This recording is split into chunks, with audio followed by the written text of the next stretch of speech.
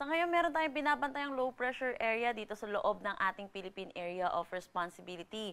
Ito'y huling namataan sa laing 220 kilometers east ng Hinatuan, Surigao del Sur. Sa ngayon, nananatili naman mababa ang tsansa neto na maging isang ganap na bagyo, pero inaasahan po natin magdadala ito ng mga pag-ulan, lalo na po dito sa may Visayas at Mindanao.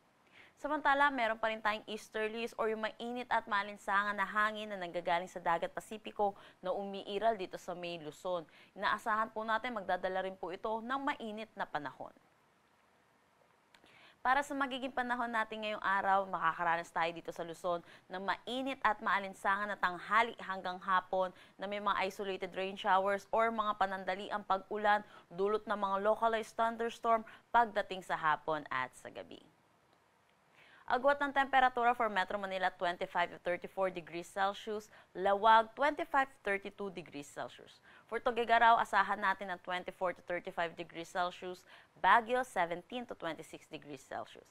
Sa Legazpi, 24 to 32 degrees Celsius at Tagaytay 22 to 33 degrees Celsius.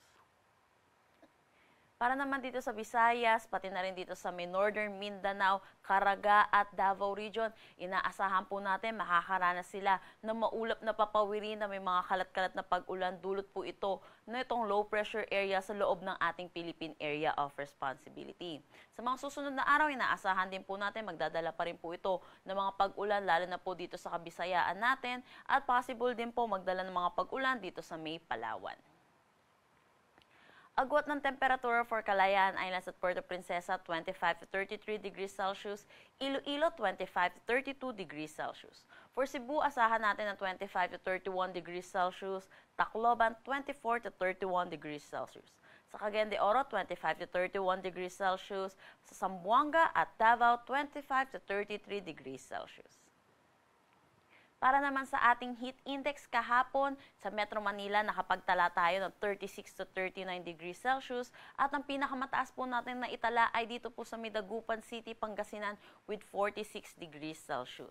44 degrees Celsius naman dito sa may Tuguegarao City, Cagayan, 43 dito sa may Butuan City, Agusan del Norte, at 42 degrees Celsius dito sa may Legazpi, Albay, Birac, Catanduanes at Pili, Camarines Sur.